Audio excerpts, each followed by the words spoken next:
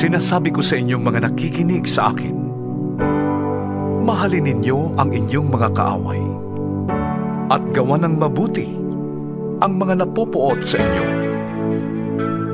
Pagpalain ninyo ang sumusumpa sa inyo at ipanalangin ang mga nang-aapi sa inyo. Kapag sinampal ka sa isang pisngi, iharap mo rin ang kabila. Kapag inagaw ang iyong balabal, huwag mong ipagkait ang iyong barong. Bigyan mo ang bawat nanghihingi sa iyo. At kung may kumuha ng iyong ari-arian, huwag mo nang bawiin pa ang mga iyon. Gawin ninyo sa iba ang ibig ninyong gawin nila sa inyo.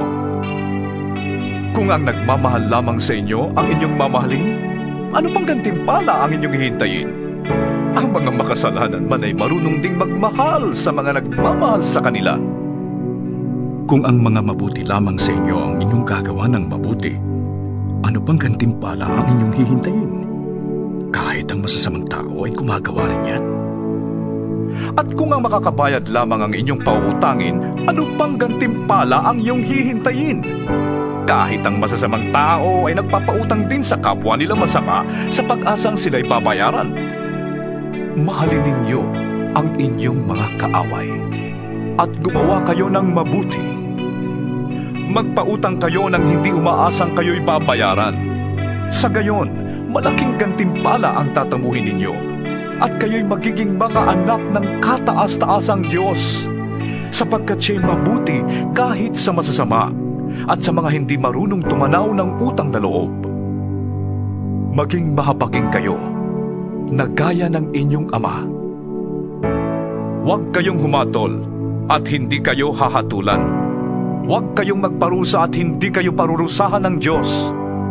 Patawarin ninyo ang inyong kapwa at kayo patatawarin din ng Diyos. Magbigay kayo at kayo bibigyan ng Diyos. Hustong takal, siksik, liglig at umaapaw pa ang ibibigay sa inyo. Sapagkat ang panukat na ginagamit ninyo sa iba ay siya ring gagamitin ng Diyos sa inyo. Maaari kayang mag-akay ang bulag ng kapwa bulag. Pareho silang mahuhulog sa hukay kapag ginawa nila ang ganon. Walang alagad na nakakahigit sa kanyang guro. Ngunit kapag lubusang naturuan, ang alagad ay makakatulad ng kanyang guro. Bakit mo napapansin ang puwing ng iyong kapatid? Ngunit hindi mo nakikita ang troso sa iyong mata. Paano mong masasabi sa iyong kapatid, "Kapatid, hayaan mong alisin ko ang iyong puwing," gayong hindi mo nakikita ang trosong nasa iyong mata? Mapagkunwari. Alisin mo muna ang troso sa iyong mata nang makakita kang mabuti. Sa gayon, maalis mo na ang puwing ng iyong kapatid. Walang mabuting punong kahoy ang namumunga ng masama, at wala ring masamang puno ang namumunga ng mabuti. Nakikilala ang bawat puno sa pamamagitan ng kanilang bunga, sapagkat hindi nakakapitas ng igos sa matitinik na halaman o ng ubas sa mga dawag. Ang mabuting tao ay naglalabas ng mabuti mula sa kanyang pusong sagana sa kabutihan, samantalang ang masamang tao naman ay naglalabas ng masama mula sa kanyang pusong tigib ng kasamaan. Sapagkat kung ano ang nag-uumapaw sa puso ay siyang sinasabi ng labi. Bakit ninyo ko tinatawag ng Panginoon, Panginoon?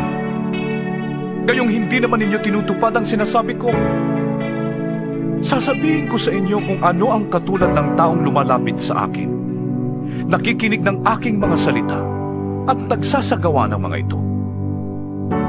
Ang katulad niya ay isang taong humukay ng malalim at nagtayo ng bahay sa pundasyong bato. Nang bumaha at bumugso ang tubig sa bahay na yon, hindi na tinag ang bahay na itinayo, sapagkat matibay ang pagkakatayo nito. Ngunit ang nakikinig naman ng aking mga salita at hindi tumutupad nito ay katulad ng isang taong nagtayo ng bahay ng walang pundasyon. Nang bumaha at bumugso ang tubig sa bahay na yon, ito ay kaagad bumagsak at lubusang nawasak.